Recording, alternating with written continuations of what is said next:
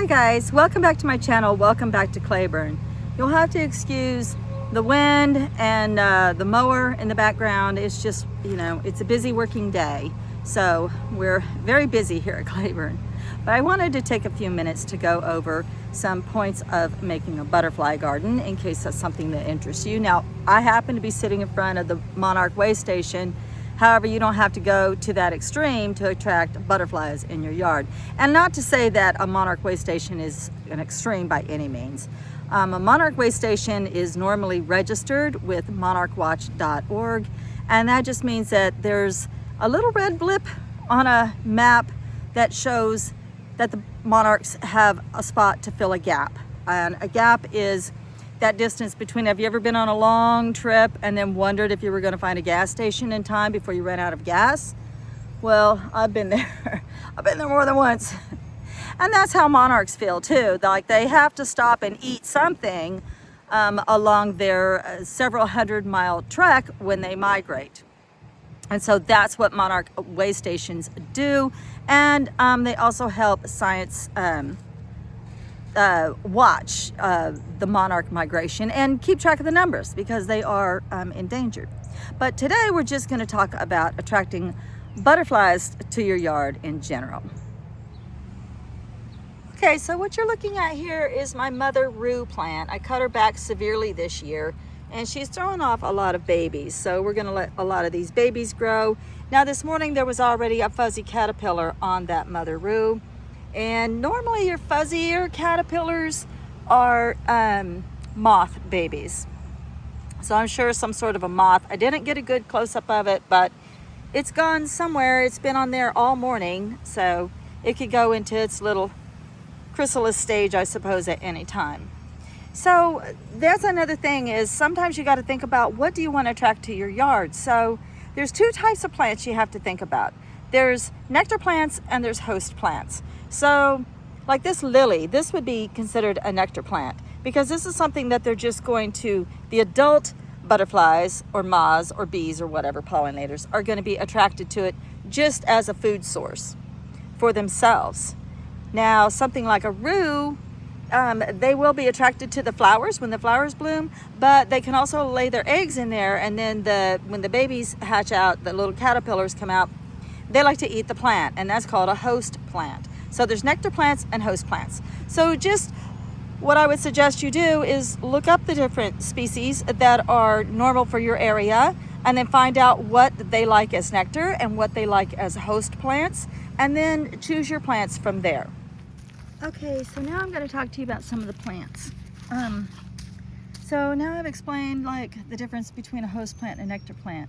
So this, for example, would be a nice choice as a nectar plant in my area. This is a daylily, which daylilies aren't technically lilies, which lilies come from bulbs and these come from like tubers. And the blooms only last a day. But butterflies are very attracted to dark, rich colors. Vibrant, rich colors, I should say. So these daylilies are a perfect addition as a nectar plant, even though they wouldn't necessarily be a host plant. And then these lilies here, the same thing. They're going to be a nice, it's like an advertisement. It's almost like a billboard. Hey, come here, I got something for you. A little drink station, like your favorite drink station at the gas station. Stop here. So that's what these plants are. These are their nectar plants.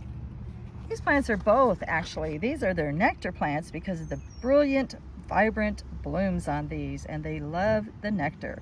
But then they can also lay the eggs, and these are especially for monarchs. These, of course, are Asclepia tuberosa.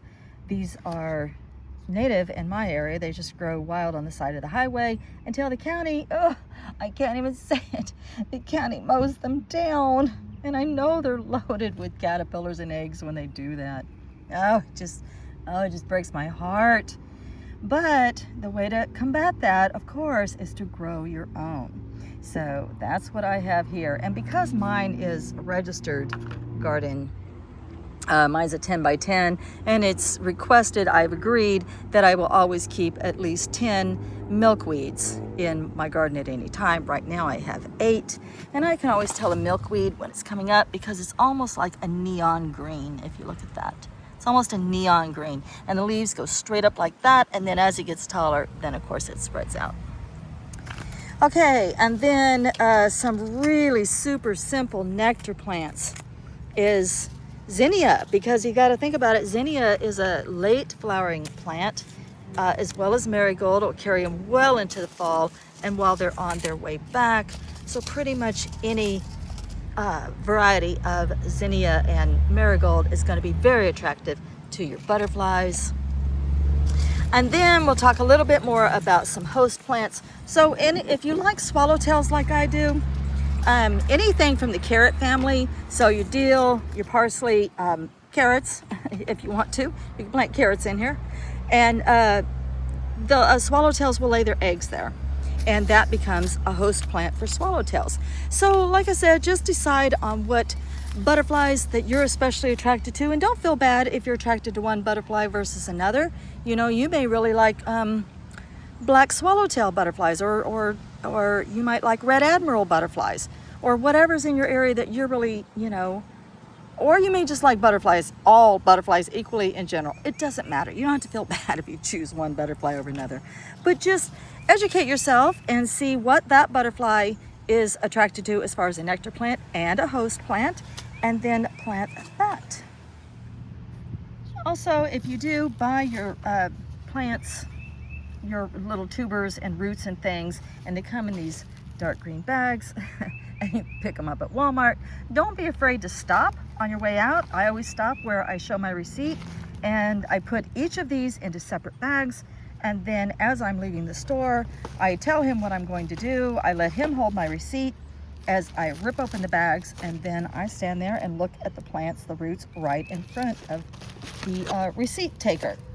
And that way, if it's unacceptable, I can take it right over to customer service and swap it out, or just get my money back.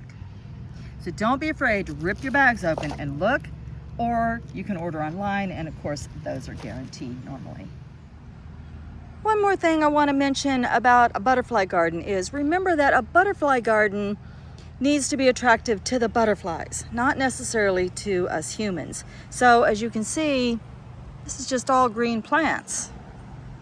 I mean, of course, some are going to bloom, and those are going to become nectar plants, but these are plants that are meant for the caterpillars. So we want to support the entire cycle, right? So when you plant your beautiful curly leaf parsleys, and make sure you plant a lot of them, because these two aren't going to go very far. I'm also planting seed, dill seed, lots of seed, because I guarantee you these are going to be eaten down to the ground. And so will all of your butterfly weed, all your milkweed. It'll all be eaten to the ground. So those plants are not there for you. They're for those hungry little caterpillars.